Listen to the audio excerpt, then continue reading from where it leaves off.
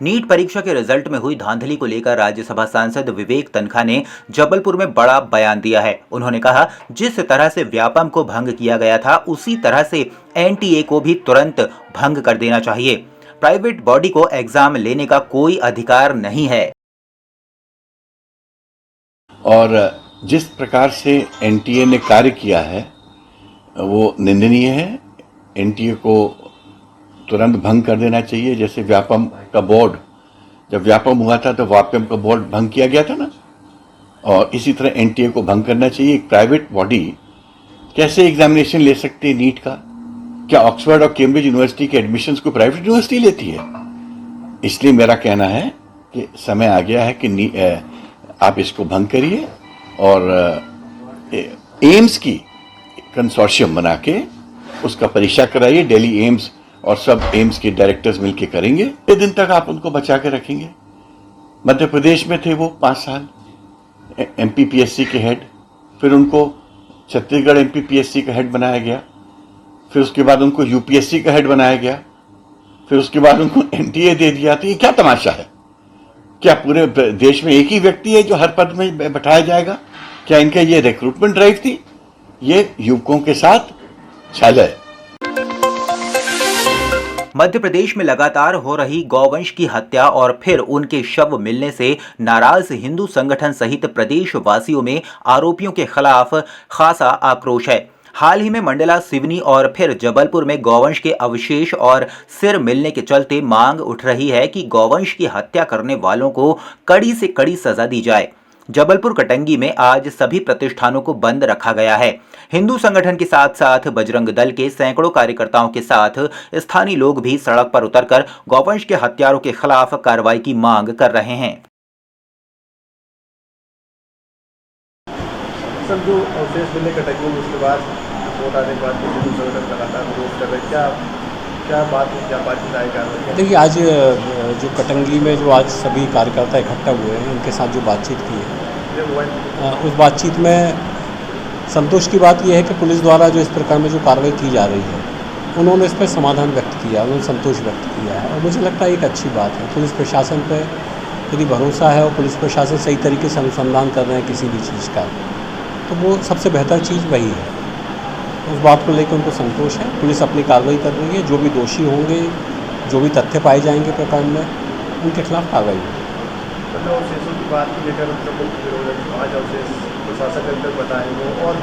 देखिए, उस संदर्भ में मैंने उनको जो हमारी प्राइमा फेसी जो रिपोर्ट आई थी, जिम्मेदार अधिकारियों ने रिपोर्ट दी थी, बाकायदा पूरी जांच करके रिपोर्ट दी थी। उस रिपोर्ट में जो भी तथ्य आए थे उन तथ्यों को जनता के समक्ष, सभी पक्षों के समक्ष प्रस्तुत करना बहुत आवश्यक था, क्योंकि भ्रम की जो स्थिति है वो जितना जल्दी क्लियर कर दी जाए उतना ज़्यादा बेहतर होता है। उस रिपोर्ट पर उनको कुछ ऑब्जेक्शंस हैं। मैंने एसपी साहब को रिक्वेस्ट किया है कि वो उस पूरे जब देखेंगे तो सारी चीज़ों पर विचार करेंगे। पश्चिम मध्य रेलवे के रेल कर्मचारियों में इन दिनों चुनाव का दौर चल रहा था, जिसके आज परिणाम सामने आए हैं, जिसमें WCREU लाल झंडे की ऐतिहासिक जीत हुई है, जिसको देखकर कर्मचारियों में काफी ज्यादा उत्साह देखने को मिला है। कर्मचारियों ने सभी के साथ एकजुट होकर जश्न मनाते हुए, सभी को मीठा खिलाते हुए जश्न आतिशबाजी के साथ मनाया। विगत 26 जून को ईसीसी सोसाइटी जबलपुर के चुनाव संपन्न हुए, जिसमें हमारे 29 प्रत्याशी खड़े थे। कर्मचारियों ने WCREU को भरपूर आशीर्वाद दिया है और हमारी ईमानदारी और पारदर्शिता से प्रभावित होकर जो विरोधियों ने तरह तरह के हथकंडे अपनाए थे, झूठे आरोप लगाए थे, उन सबको दरकिनार करते हुए हमारे कर्मचारियों ने हमें पूरा बहुमत दिया है और हम विश्वास दिलाते हैं कि इस बहुमत पर हम खरे उतरेंगे और जो भी सोसाइटी में अच्छा काम हो सके वो करेंगे कर्मचारी हित के लिए। और आगे भी मैं विश्वास दिलाता हूँ कि आने वाले समय में भी सोसाइटी पे लाल झंडे का राज रहेगा। मैं विश्वास दिलाता हूँ। रोमेश मिश्रा, मंडल सचिव WCREU।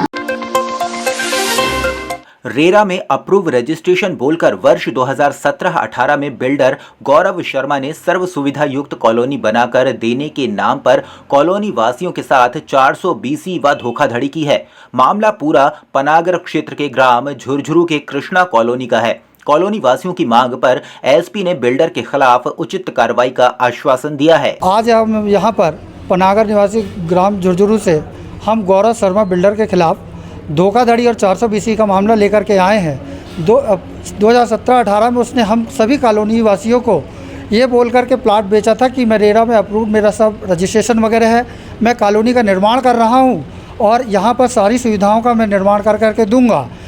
फिर सभी लोगों को उसने प्लाट इसी प्रकार से बेचे और जब हम लोगों ने उससे ट्रांसफार्मर के लिए कहा तो थोड़ा समय निकालते फिर बीच में कहा कि कुछ पैसा आप लोग दीजिए कॉलोनी वासी, बाकी का पैसा मैं लगाकर आपको ट्रांसफार्मर लगा दूंगा। हम लोगों ने पैसा भी दिया। फिर उसके बाद कुछ दिन बाद थोड़ा समय लगेगा ऐसे करके वो टालता रहा। जिसके बाद हम लोगों ने 3 माह पूर्व 30 मार्च को रांची थाने में शिकायत की थी। वहाँ पर आकर के उसने अपना एक वचन पत्र दिया कि मैं 3 माह के अंदर आपको ट्रांसफार्मर लगवा करके दे दूंगा। अब उसने हमारे कॉलोनी के एक व्यक्ति के ऊपर झूठा आरोप लगाया कि वह कॉलोनी के लोगों को अंकित यादव के ऊपर झूठा आरोप लगाया है कि वह कॉलोनी के लोगों को बहला फुसला करके सब जो मतलब 4-5 लोग जाते हैं और ज्ञापन देते हैं मेरे खिलाफ एक षड्यंत्र, और पुलिस प्रशासन के ऊपर भी आरोप लगाया उसने झूठा कि मेरे से थाना प्रभारी महोदय ने खाली कोरे कागज़ पर दस्तखत करा लिए गए हैं, जो कि एकदम बेबुनियाद है।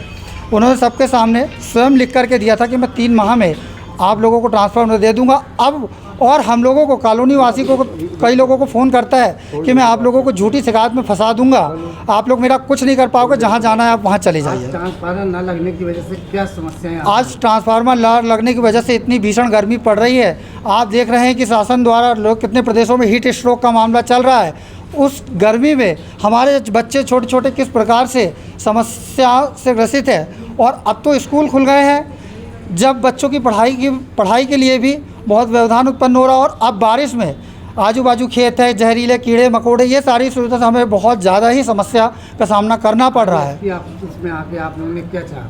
हम लोग एसपी ऑफिस में आकर के ये चाह रहे हैं कि वो एसपी महोदय उसकी पूरी जांच करे और उसके ऊपर कार्रवाई करे और हमें ट्रांसफार्मर की समस्या से निजात दिलवाए। मुकेश पुरी।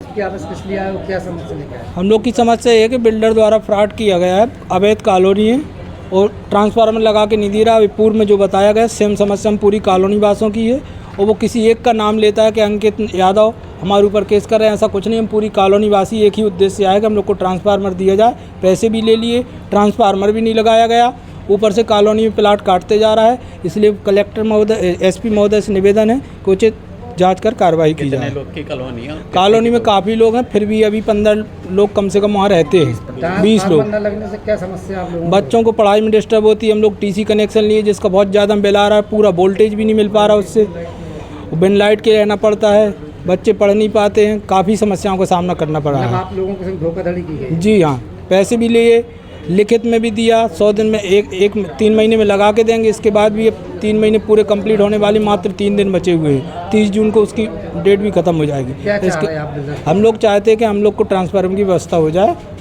और हम लोग के पैसे भी लिए हैं, बिल्डर भी है और इसके बाद वो साबित कर रहा है कि मैं बिल्डर नहीं हूँ। नाम बताएं। पवन सिंह ठाकुर। जबलपुर के सरकारी कुआं इलाके में महाकाली मंदिर की जमीन पर अतिक्रमण किए के विरोध में क्षेत्रीय नागरिकों ने नगर निगम अधिकारियों को ज्ञापन सौंपकर कार्यवाही की मांग की है। उक्त अतिक्रमण को हटाने के लिए कई बार शिकायतें की गई हैं, लेकिन अभी तक नगर निगम द्वारा किसी भी प्रकार की कार्यवाही नहीं की गई। नगर निगम अधिकारियों ने जांच कर कार्यवाही करने का आश्वासन दिया है। आज हम कमिश्नर ऑफिस, नगर निगम कमिश्नर ऑफिस आए हुए हैं। श्री राजराजेश्वरी दक्षिणेश्वरी माता महाकाली मंदिर सरकारी कुआं क्षेत्र में स्थापित है। मंदिर समिति की संपत्ति जो कुछ 50 वर्ग फीट की होगी, उस पर प्रदीप राजपूत एवं मनीष राजपूत द्वारा अतिक्रमण कर अपने उपयोग के लिए उसका अतिक्रमण किया जा रहा है, जिसके संदर्भ में हम कमिश्नर साहब के यहाँ पे शिकायत दिए थे। इसके पूर्व भी हमने महापौर जी को भी दिया था और विभिन्न जो शासकीय प्रशासकीय अधिकारी हैं उनके समक्ष हमने इस बात को अवगत कराया कि ये सार्वजनिक उपयोग की भूमि है और धार्मिक कार्यक्रम यहाँ पे आयोजित होते हैं। एक व्यक्ति उस पर अतिक्रमण करके उसमें कब्जा स्थापित करना चाहता है, उसे तत्काल प्रभाव से अलग किया जाए। कितना प्राचीन मंदिर है? वे लगभग 1946 के समथिंग वहाँ पे स्थापित किया जा रहा था। माता जी विराजमान 78 वर्ष करीब लगभग हो चुके हैं वहाँ पे माता जी विराजमान होते हुए। आप लोग क्या चाहते हैं? हम लोग ये चाहते हैं कि जो व्यक्ति इसमें अतिक्रमण कर रहा है उसे शीघ्र अतिशीघ्र अलग किया जाए। आपका नाम? कृष्ण कुमार राजपूत।